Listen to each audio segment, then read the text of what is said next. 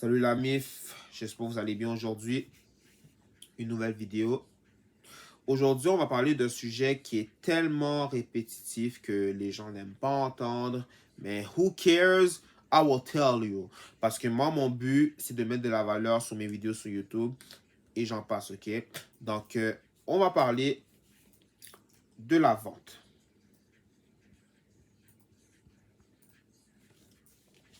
La vente, ok? Je vais énumérer point par point, ok? Donc, on va dire, ok. Je vais vous les écrire, puis je vais vous expliquer point par point, parce que ça va être plus clair pour moi. Ok. Organisation. Ok.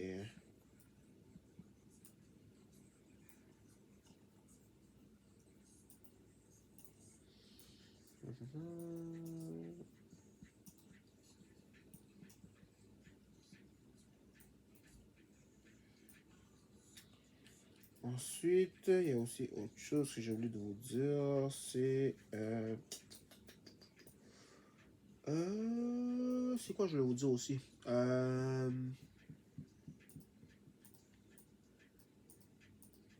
Ok, peut-être c'est pour voilà. Bref, ça va revenir. Ok. Premier point, on va parler de la négociation. Ça, c'est le numéro 1. Numéro 2, numéro 3. Ok. Dans le fond, il y a 3 points. Ok. J'essaie d'être le plus simple possible parce que moi, je suis un gars tellement simple dans la vie. J'aime pas me compliquer pour rien. Donc, oh, excusez-moi, ma vidéo s'est coupée. Désolé. Ok. Dans le fond, c'est ça. Premier point, négociation. C'est quoi la négociation concrètement? Ok. Négociation, c'est ça. Négociation, en fait, en termes de business, ça veut dire d'être capable de négocier ton prix. En voulant dire que tu dois être capable de changer tes prix, ok? Pourquoi je dirais changer tes prix, ok? Parce que tu sais, dans la négociation, moi, j'ai appris que dans la vie, il faut être capable d'être ouvert aux offres des gens, ok? Comme par exemple, tu achètes un produit, on va dire que, par exemple, je sais pas moi, on va dire, ok, je vais me mettre en contexte pour comprendre ce que je veux dire là. Je viens de revenir à la fois que je voulais vous dire aussi. Problème, je traite ça, je pense, ok. C'est le numéro 4, mais bref. Ok. Dans le fond, ton produit, tu l'achètes, admettons, on va dire à 50 dollars. Ok. Attendez, je vais vous mettre en contexte, vous allez comprendre ce que je veux dire. Dans le fond, tu achètes un produit, on va dire, tu achètes un ventilateur, ok? Tu achètes un ventilateur, ok? Ouais, on va dire... Non, non, ça va... Excusez-moi. Tu sais quoi? On va faire un peu de maths. Ou même... Excusez-moi. Ok. Ok. Tu achètes un ventilateur, c'est ça. Tu achètes un ventilateur, ok? Un bon ventilateur, là, ok? Comme... Dans le fond... Tu achètes un ventilateur, ok? Puis toi, ton ventilateur, tu décides de le vendre à, on va dire par exemple, à 60 dollars, ok? C'est un exemple badoué, ok? Et là, ton acheteur te dit, je vais écrire acheteur pour ceux qui ne le savent pas, pour mettre en contexte, acheteur et vendeur, parce que toi, tu es le vendeur. Comprenez bien le contexte. Je vais vous l'écrire. Acheteur et vendeur, ok? Dans le fond, ton acheteur te dit, ah ben, est-ce que c'est possible que tu peux le mettre à 50 dollars, ok? Et là, la question est à 1 000 dollars. Excusez-moi. Je vais te poser une question à 1 million de dollars. Est-ce que c'est un bon deal ou c'est pas un bon deal? Mais attends, attention, parce que malheureusement, des fois, on est tellement greedy, ok? Des fois, on est genre à se dire, pour moi, c'est 60 dollars. Pour moi, c'est le final sales, ok? Comme final sale. Genre, c'est le prix final, tu comprends? Prix final, final sale. Mais la réalité, c'est que tu n'as pas pensé comme ça en négociation. Dans la vie, tu dois être capable d'être ouvert aux offres, comme j'ai dit tantôt. Dans le fond, cette question, puis ça c'est une question sérieuse, est-ce que tu serais prêt à perdre 10 dollars de ton prix? OK? On va dire 60 moins 10 dollars. OK? Ça va faire un total de 50 dollars. Donc, est-ce que pour toi, 50 dollars, c'est quelque chose qui serait bon pour toi? Le fait que tu vas perdre 10 dollars de ton prix. OK? Et si la réponse pour toi est un oui, ben devine quoi? C'est une bonne affaire. Je vais te dire pourquoi. Parce que quand tu es ouvert aux offres de tes acheteurs, tu as plus de chances que tes acheteurs vont acheter des produits. Je vais te dire pourquoi. Parce que vous savez, et ça c'est un fait, le fait qu'on est dans une période d'inflation, pour ceux qui ne savent pas c'est quoi l'inflation, l'inflation c'est par rapport au prix. Dans le fond, les prix ne font juste qu'augmenter à chaque année. Puis ça affecte le côté boursier, le marché boursier, les épiceries, les magasins, même ton salaire aussi est affecté parce que dans le fond, le salaire ne suit pas le coût de la vie. Parce que le coût de la vie ne cesse qu'augmenter. Donc, c'est ça l'inflation pour ceux qui ne le savent pas. Donc, revenons à mon sujet. Donc, c'est ça. Donc, la raison pourquoi tes acheteurs ont plus de chances d'acheter des produits, parce que ils vont se dire que tu as de l'air ouvert, que tu as de l'air, genre, compréhensible avec leur situation financière.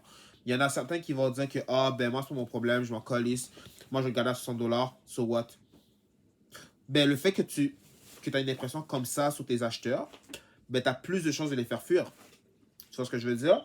Puis c'est pour ça que généralement, les gens foirent en négociation parce que ils ne prennent pas en considération les besoins de leurs acheteurs. OK? Et c'est pour ça que c'est vraiment important, OK, d'être ouvert aux offres, OK?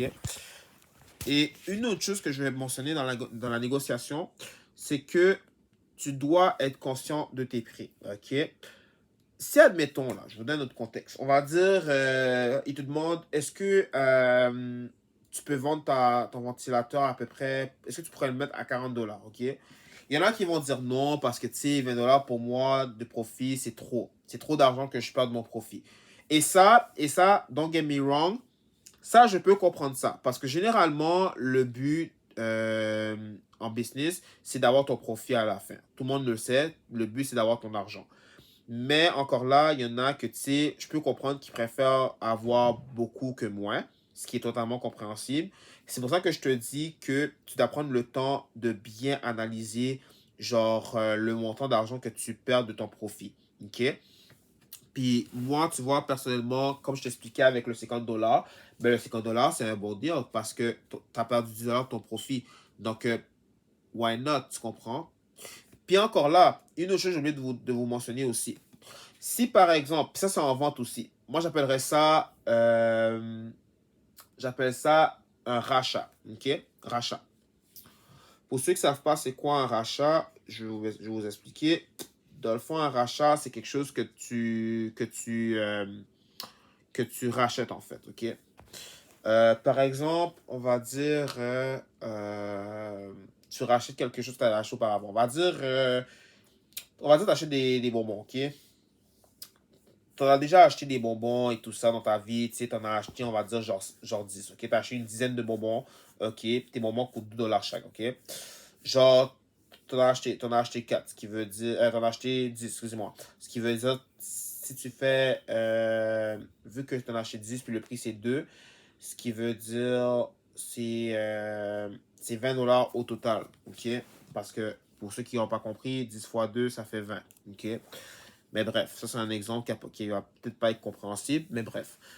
Dans le fond, c'est ça. C'est que généralement, pourquoi on dit faire un rachat? Parce que quand tu fais un rachat, en fait, non. Non, excuse-moi, c'est pas le bon mot, je vais vous dire. En fait, c'est un achat, excusez-moi. Je me suis trompé. Désolé.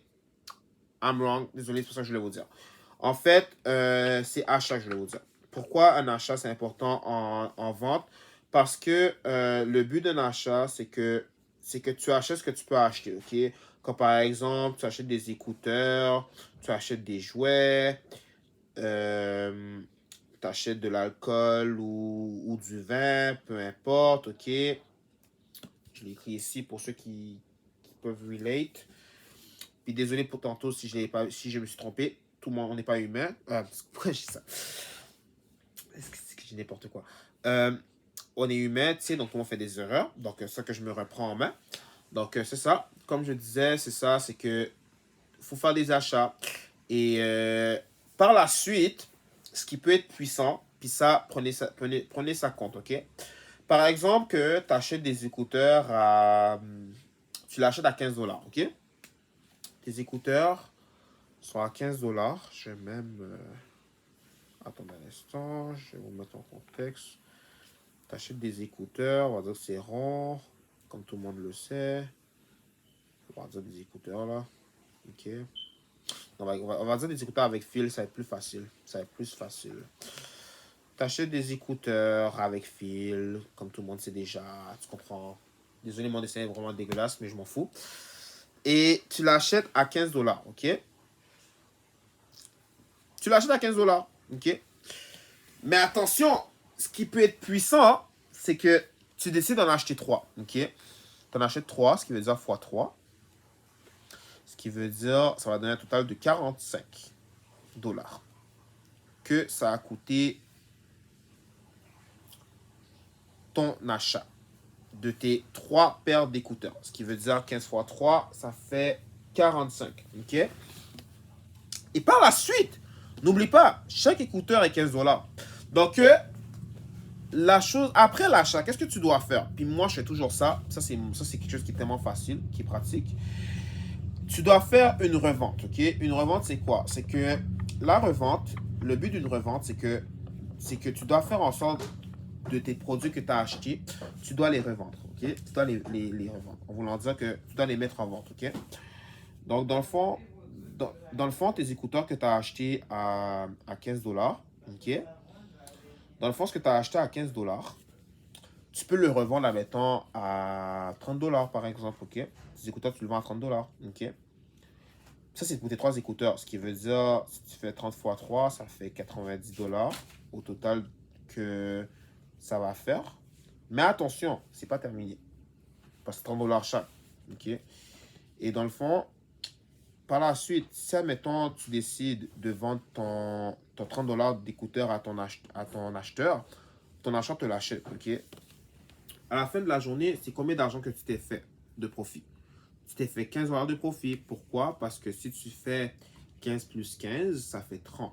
Ce qui veut dire sur le 30 que tu as mis en prix, que tu décides de vendre à 30. Puis ça, n'oubliez pas, parce qu'il y en a qui ne prennent pas ça en considération.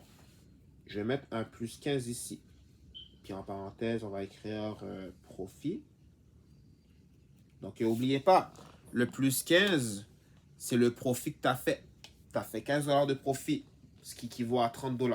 OK? Donc, c'est pas parce que la personne te donne 30 $ qu'à la fin de la journée, tu as fait 30 $. À la fin de la journée, tu as fait 15 $ de profit.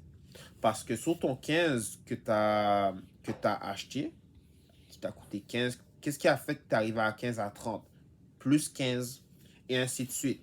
Là, attention, ce qui est puissant, le fait que tu en as 3, 15 fois 3, ça fait 45 $. Donc, ce qui veut dire que dans ton 90, qu'est-ce qui a fait que tu es arrivé à 90? C'est 45. Vous savez, comme un angle aigu qui est de 45 degrés, mais 15 fois 2, ça fait 90. Donc, tu t'es fait 45 $ de profit. Le fait que tu as eu 3 écouteurs que tu as vendus. Tu vois ce que je veux dire? Vous savez, c'est ça qui est tellement nice en vente. Comme c'est des mathématiques, en fait. C'est des maths. Donc, tout ça pour te dire que, genre, la négociation et la revente, c'est quelque chose qui est très important parce que c'est très puissant. Parce que quand tu revends, là, le but d'une revente, c'est que tu te fais du profit. OK? Et le but de négociation, c'est que tu sois ouvert à ce que tes clients... non, excuse-moi. Pour que tu sois ouvert à leur situation financière. Parce que vous savez, ce n'est pas tous les acheteurs qui ont les moyens de se le procurer. Donc, tu dois être ouvert aux offres. OK? Que ce soit les deals, que ce soit tes changements de prix, peu importe. OK? Là, on va aller à la prochaine étape qui est convaincre. Pourquoi convaincre? C'est très important de convaincre. lorsqu'il y a un rapport d'une vente. Pourquoi? Parce que ton but là, en tant que vendeur là, c'est de convaincre tes clients, excuse-moi, c'est de convaincre tes clients, excuse-moi, pourquoi j'ai client? Euh, En fait, toi, ton but en tant que vendeur, c'est de convaincre tes acheteurs de leur démontrer que ton produit est essentiel. OK? Qu'est-ce qui est essentiel concrètement? Essentiel, c'est quelque chose qui est nécessaire, qui est utile, qui est pratique dans la vie de tous les jours. Que ce soit par exemple des écouteurs, que ce soit un jouet pour manger, un café, peu importe. OK? Et faut que tu leur montres que ton produit est essentiel. Parce que si tu leur démontres que ton prix est essentiel, que ton produit est essentiel, tu as plus de chances que ton client, pourquoi je ne vais pas dire client, excuse-moi, ton acheteur a plus de chances de te l'acheter. Parce qu'il va voir que tu es sérieux, il va voir que tu vas mettre des faits. Puis ça, j'allais vous dire aussi, je voulais vous dire, c'est que lorsque vous conversez un client, vous devez aller avec des faits. OK? Parce que si tu es là à juste convaincre ou convaincre, ça ne marchera pas. OK? Les clients vont. Ça va pas dire client. Tes acheteurs ne vont pas te prendre au sérieux. OK? Tu dois avoir des raisonnements clairs. Tu dois avoir des phrases constructives. OK? Parce que ce qui arrive, c'est que si tu n'arrives pas à convaincre tes clients, OK, ben, tu as plus de chances que tes produits, ils ne vont pas te les acheter. Donc là, tu vas te pogner avec ces produits-là, puis tu ne feras pas de profit. Aussi simple que ça. Donc la réalité de la chose, c'est que tu dois leur démontrer que ton produit est essentiel avec des justifications constructives pour que eux, ça vienne les chercher. Pour qu'ils se disent que ah, c'est un besoin et tout ça. OK? Où est-ce que je veux dire? Là, on va aller au point numéro 3 qui est les problèmes. Pourquoi? En vente, il y a des problèmes. Je vais vous dire pourquoi. Vous savez, on est dans un monde où la majorité, on consomme. Nous, on préfère plus surconsommer que de faire des produits. Que de produire, excusez-moi. Je vais me reprendre. On est dans un monde où on préfère plus consommer que de produire. OK? Je m'explique pourquoi. Quand j'y produire, je veux dire dans le sens que c'est nous qu'on doit, genre, produire. Que ce soit, mettons, faire des vidéos, faire des livres, euh, produire, sous-produire, comme, en fait, de bâtir. Vous voyez ce que je veux dire? Tandis que consommer, on préfère plus comme utiliser à notre avantage. Par exemple, écouter des vidéos, surconsommer des informations, euh, surconsommer l'alcool, c'est des verres d'alcool, des vins en fait, excusez-moi, vin et alcool, désolé. Ensuite, sur la cigarette, la drogue, peu importe, ok? Mais ce qui arrive, c'est que c'est ça. C'est que il va y avoir des problèmes. Je vais vous dire pourquoi. Parce que le but en vente, quand il y a des problèmes, c'est que tu dois être capable de la résoudre. Il faut toujours résoudre les problèmes. Parce que le but d'un achat, ok, c'est que tu sois capable de résoudre le problème. Il faut que tu sois là à l'utilité de tes acheteurs, ok? Par exemple, ton client a faim. Pourquoi je pas dire client? Damn it! Ce moment-là est tout dans ma bouche. Admettons que tu as un acheteur que lui a faim, ok? Puis toi, tu as la solution parfaite, c'est ah, ben moi, je serais prêt à t'offrir de la pizza, tu sais. Puis moi, tu vois, je sais que tu as faim en ce moment, puis moi, je serais prêt à vendre ma pizza pour 5 $, ok? Mais juste le fait que ton acheteur, il est convaincu parce qu'il sait qu'il a faim, tu vois. Donc, le problème, c'est quoi? Le problème, c'est qu'il a faim. Puis c'est quoi la solution? La solution, c'est la pizza. Et c'est quoi la récompense à la fin? Ben, c'est le 5 $. Tu as la récompense. Pourquoi? Parce que tu es venu à régler son problème. Tu as résolu son problème. Tu vois ce que je veux dire? Puis c'est ça que les acheteurs s'attendent de ça de ta part. Parce que toi, en tant que vendeur, c'est que tu dois être capable de régler des problèmes. Quel autre exemple je peux donner aussi? Par exemple, on va dire que tu as soif, ok? Tu as envie d'avoir de l'eau, ok? Ou de la liqueur, peu importe, ok? Puis là, tu vois qu'en été, genre, cette personne-là, il a soif, il a tellement chaud et tout ça, puis il voudrait boire quelque chose, tu vois? Mais il voit qu'il n'y a pas de dépanneur dans les horizons. Puis tout d'un coup, tu sais, il voit que tu es là, genre, à vendre tes boissons, que ce soit, mettons, de la boisson énergisante, de la boisson gazeuse ou peu importe, ok? Puis on va dire que toi, tu le vends pour 5 dollars, ok? La même chose que la pizza, 5 dollars, ok? Tu penses pas qu'il va pas accepter? Il va accepter parce que tu vas régler son problème. Son problème, c'est que, je vais même te l'expliquer. Euh, le problème, c'est que il a soif. La solution, c'est, ça peut être boisson, ça peut être de l'eau aussi, je dirais eau, pour ceux qui peuvent comprendre. Comme vous pouvez le voir, le problème, c'est le fait qu'il a soif.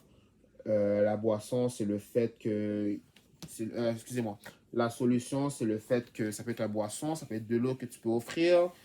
Puis la récompense, c'est le profit.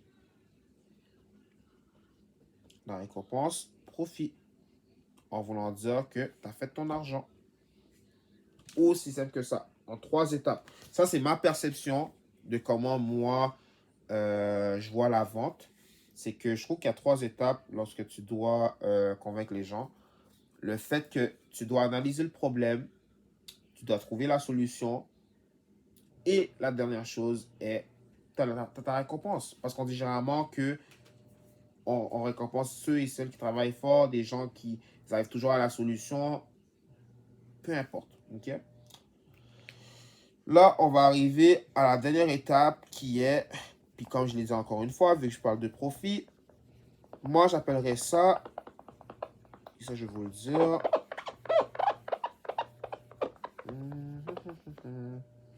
Ok, donnez-moi un instant, je vais effacer tout ça. La dernière étape, c'est, je vais même le réécrire à nouveau parce que je pense qu'on ne le voit pas bien. Ok. Dernière étape, c'est de...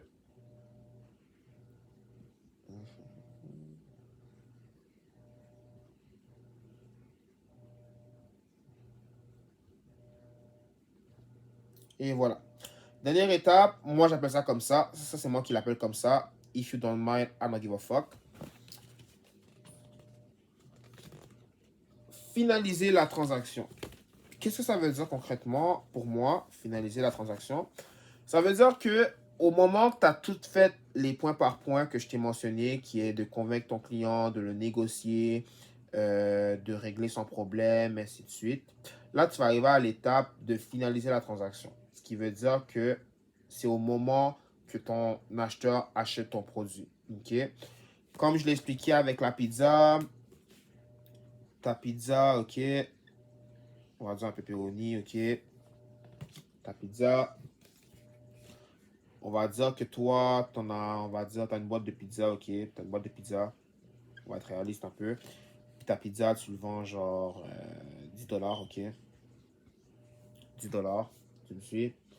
Et dans le fond, lorsqu'on dit finaliser un contrat, ben, faut que tu t'attends à ce que ton acheteur, il paye ton prix, ce qui est 10 dollars, OK. Puis à la fin, avec le 10 dollars, lorsqu'il a fini de le payer, parce qu'il faut qu'il paye, c'est ça le but, il faut qu'il paye, ben à la fin, le change, il t'appartient. Parce que c'est ton argent. C'est pas l'argent de ton acheteur, c'est ton argent à toi. Donc, dans le fond, il a fini. Donc, dans le fond, c'est comme si vous étiez quittes tous les deux. En voulant dire que lui a sa pizza, toi, tu as ton argent. Tout simplement. Puis ça, c'est la même chose dans tout produit. Que ce soit dans la nourriture, que ce soit dans les jouets, que ce soit dans l'alcool, que ce soit dans n'importe quoi. En fait, en business, là, qui est la vente, par exemple, que moi j'aime beaucoup parler, parce que j'aime beaucoup la vente, parce que moi je suis vendeur, c'est que c'est très important de voir point par point les éléments importants. Parce que voyez même, c'est comme une résolution de problème. Parce que tu dois être capable d'analyser les besoins du client. C'est quoi le problème du client? C'est quoi qu'il a comme problème? Puis comme je te dis, ça peut être dans n'importe quel contexte. Que ce soit le fait qu'il a faim, le fait qu'il a soif, le fait qu'il a envie d'avoir un jeu. Tu sais, on va mettre en contexte là. Tiens, un jeu. Par exemple, tu achètes un jeu, OK, sur PS5 par exemple. Puis lui, il veut vraiment là. Lui, il serait prêt à payer là. Puis toi, on va dire que tu serais prêt à mettre pour 80 dollars, OK? OK. Tu mets à 80 dollars ton jeu de PS5. Désolé si je décide mal, moi je m'en fous. $80, ok. Puis là, ton client te dit, ah ben, moi je trouve ça un peu trop cher. Est-ce que tu peux me mettre à mettant 75 par exemple? Donc toi, tu décides de diminuer de $5, ce qui veut dire ça fait $75. Puis là, encore une fois, comme je t'ai dit, est-ce que tu serais prêt à perdre $5 de ta vente pour un jeu?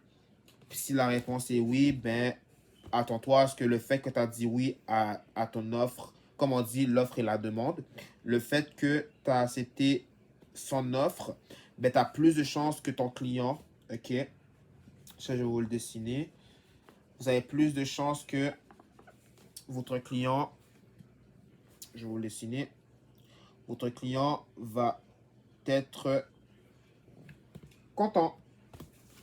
Il va être content, puis ce qui va se passer, c'est qu'il va prendre ton produit, puis il va l'acheter. Il va l'acheter. Puis là, ça va donner que tu vas avoir ton $75. C'est aussi simple que ça. Genre, pour de vrai, là, puis ça, là, je vous parle de manière chill up.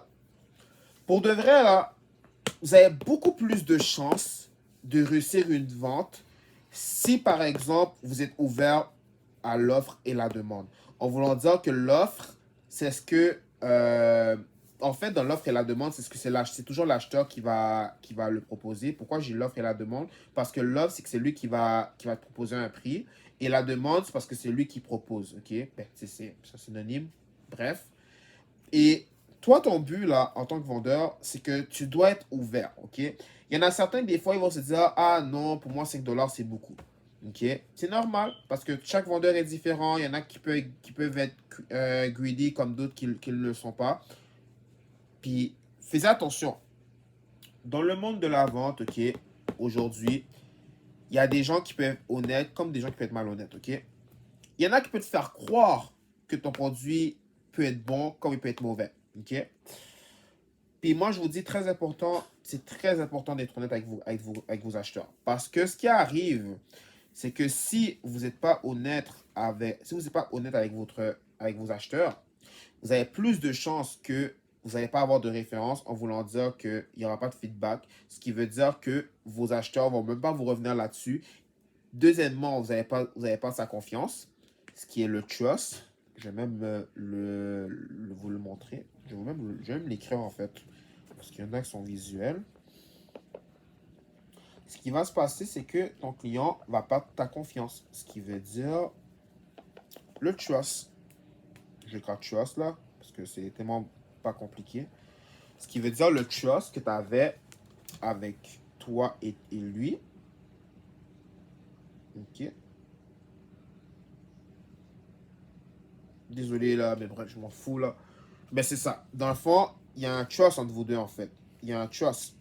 Ce qui veut dire que le fait que tu l'as convaincu d'acheter ton produit, puis qu'après, au final, après une semaine, il réalise que ben, ton produit, ça a été un fake, tu as fait ça pour le scammer, pour le faire avoir, ben, tu as plus de chances que soit ton client, pas client, excusez-moi, vous avez plus de chances que vos acheteurs va soit vous harceler pour avoir leur prix, ou sinon, il vous fera juste plus confiance, puis qu'il va vous couper à vie. Ce qui veut dire qu'il n'y aura plus de lien, il n'y aura plus d'intérêt, vous n'avez même plus d'élan business, vous n'avez même plus vous allez avoir moins de chances d'avoir des feedbacks, comme j'ai dit tantôt il y a quelques minutes.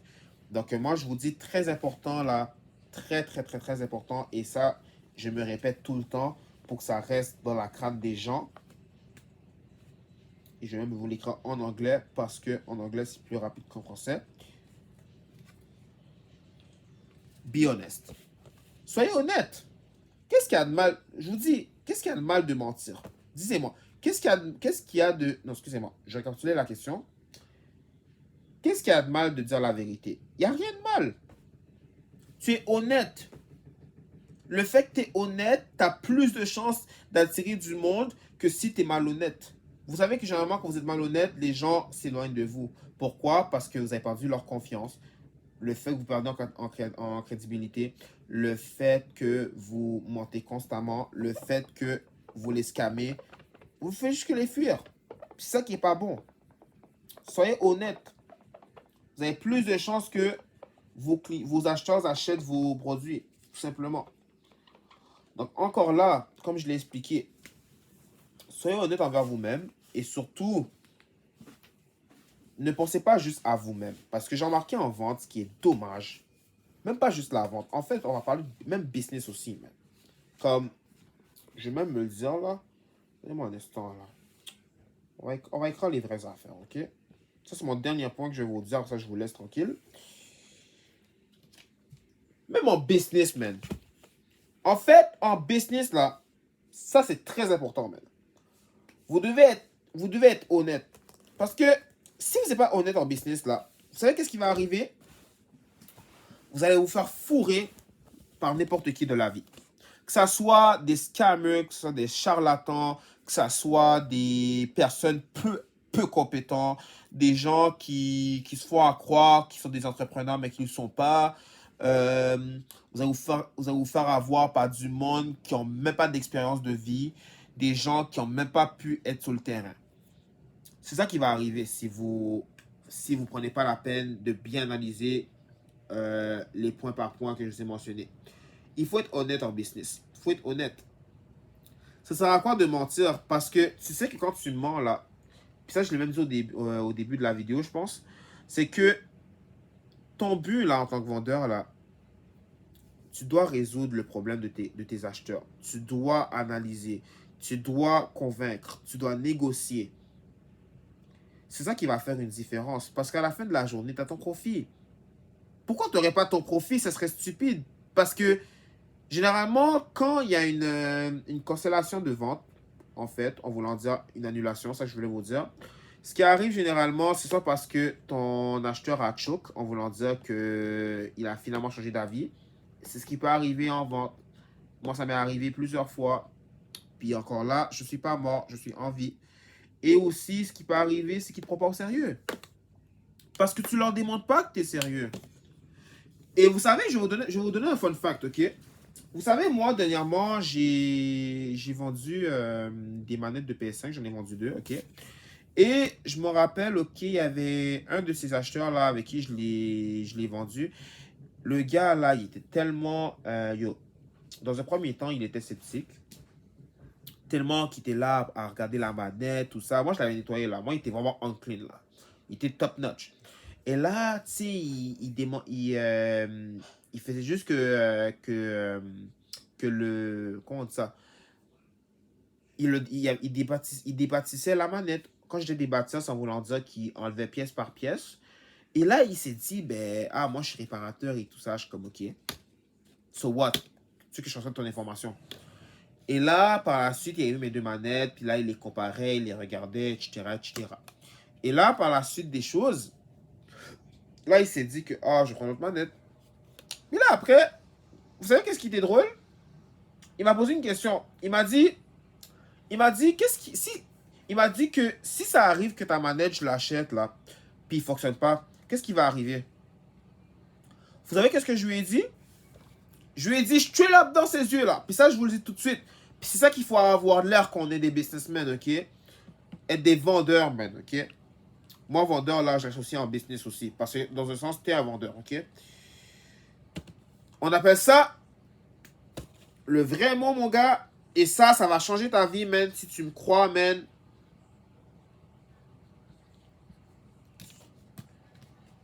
Audacité. Audacité. Qu'est-ce que ça veut dire audacité? Il faut avoir de l'audace. Dans le mot audacité, il y a le mot audace. Il faut être audacieux. Il faut être audace. Pour avoir de l'audace, ok? Je m'explique. Pour un synonyme, pour ceux et celles qui ne comprennent pas le mot, le synonyme que je donnerais dans audace, ça serait le courage. D'avoir des couilles. Démontrer à ton acheteur que tu n'as pas peur. Et surtout, de le dire dans sa face. Puis ça, je me rappelle, je l'avais dit dans sa face. Je lui ai dit, écoute, si ma manette ne fonctionne pas, lorsque tu vas l'essayer à la maison, je te rembourse ton prix total.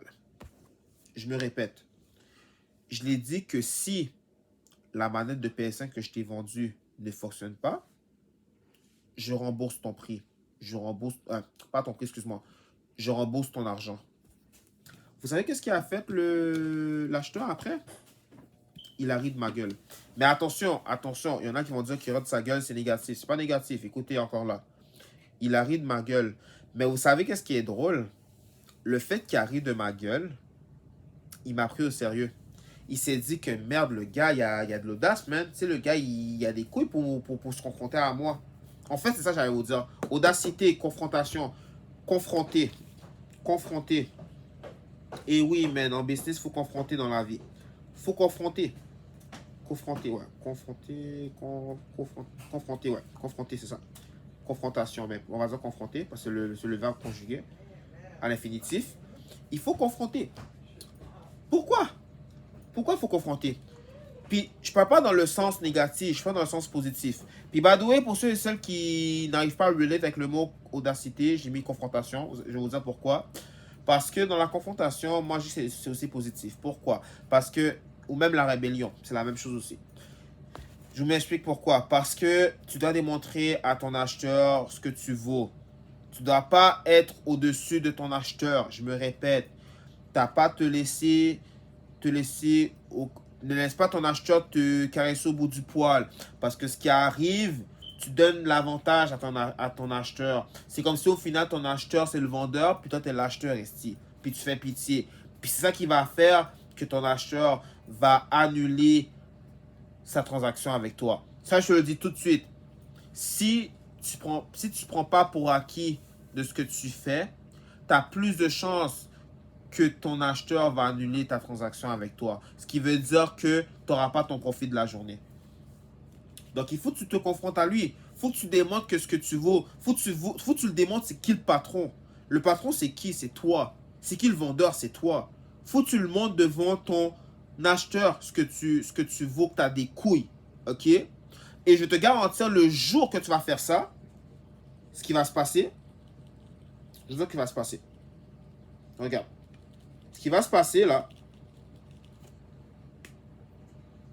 je vais encore en anglais ou en français, peu importe. That's gonna happen. Le respect. Je te promets, si tu fais ça, man, le jour que tu vas finaliser une transaction avec cette personne-là, je peux te garantir que tu vas gagner son respect. Parce que lui va se dire que ce gars-là, je peux le faire confiance. Puis c'est pas tout. Le jour que j'ai fait ça, puis ça les gars, c'est I don't lie with that. Le jour que j'ai fait ça, le jour que j'ai vendu ma manette de PS5, ok? Une semaine plus tard, puis je dis bien une semaine ou même 2 semaines plus tard, l'acheteur n'est même pas revenu à ce sujet. Ça, c'est pour te dire que tu l'as démontré, c'était qui le patron. Et non seulement ça, tu as réussi ton travail. Tu as fait ton profit, tu as fait ton argent. Tu comprends? C'est vraiment ça. Ça ne prend pas la tête de Papineau pour comprendre. Il y en a qui vont dire, ah, ça prend des nombres d'études pour être vendeur. Bro, applique, oui. Tu peux littéralement appliquer dans une job puis avoir des compétences en vente. Que ça soit dans n'importe quel travail qui est en lien avec la vente. Tu peux acquérir de l'expérience. Moi, ce qui m'a aidé à devenir un sales salesman aujourd'hui comme un vendeur, moi, c'est à cause de mes expériences que j'ai acquises au fil des années. Le fait que j'ai travaillé en vente en tant que vendeur, le fait que j'étais capable de convaincre les clients, de les négocier, de venir à leurs besoins, à résoudre leurs problèmes. C'est ça qui a fait qu'aujourd'hui, j'ai pu avoir des résultats. J'ai tellement apporté beaucoup de bénéfices. Puis je vous dirais que le meilleur magasin que je trouve que j'ai vraiment mis beaucoup de l'emphase, c'est GameStop. GameStop, je vous dis, les gars, là, j'étais un enragé avec les cartes platine. Tout ce qui était carte membre, membership card, là, ça a été ma force, man. Moi, je me rappelle, là, mon ancien gérant m'avait fait un test. Il m'avait dit, genre, lors de l'embauche, que je te mets en défi, OK? Si tu es capable de vendre plus de 5 cartes membres du magasin, je vais te récompenser. Vous savez quoi? Vous savez combien de cartes membres que j'ai fait en une journée? J'ai fait plus de 15 cartes. Ce qui veut dire le double de ce qu'il m'a exigé. Depuis ces journées-là, les gars, je vous dis, ça a été powerful, man. J'ai convaincu des gens et des gens dans mon chemin. Ça, c'est pour vous dire que pour de vrai, vous avez du potentiel, man. C'est à force d'acquérir des skills que vous allez devenir meilleur. Puis je vous dis, les gens vont vous respecter à vie. Puis pas juste ça. Non seulement ça, vous allez avoir des contacts. Moi, vous savez, avec le nombre de vendeurs que j'ai vendu des produits, man, j'ai gagné des contacts, j'ai eu des références, j'ai eu des feedbacks. Il y avait du monde qui disait, yo, le gars, c'est un esti bon vendeur. Yo, le gars, il fait des bons deals. Yo, le gars, il a de l'expertise. Le gars, il sait ce qu'il fait. Je te dis, ce qui est encore plus chaleureux pour le cœur, surtout pour des exploits, c'est les feedbacks des acheteurs. Les acheteurs font des feedbacks pour vous dire que yo, le gars a fait son service, yo, le gars yo, le gars, il a bien rassuré, man. Il a assuré, man. Tu vois? C'est vraiment ça, man. Donc, tout ça pour conclure, pour vous dire que pour de vrai, le plus important dans la vie, man, que j'ai retenu, man, c'est de prendre action, man. Comme, quand tu as une opportunité devant toi, fonce. Fonce. Peu importe ce que ton entourage va te dire, peu importe ce que les gens vont penser de toi, peu importe tes collègues, peu importe tes amis ou tes amis d'enfance, peu importe, tu fonces. Parce que eux savent pas de ce que toi tu entreprends ou de ce que tu traverses. Seul toi-même tu le sais, incluant Dieu. OK? Donc, tout ça pour vous dire merci de prendre la peine d'écouter ma vidéo. Ça fait amplement plaisir. Et surtout, on se voit plus tôt que tu le penses.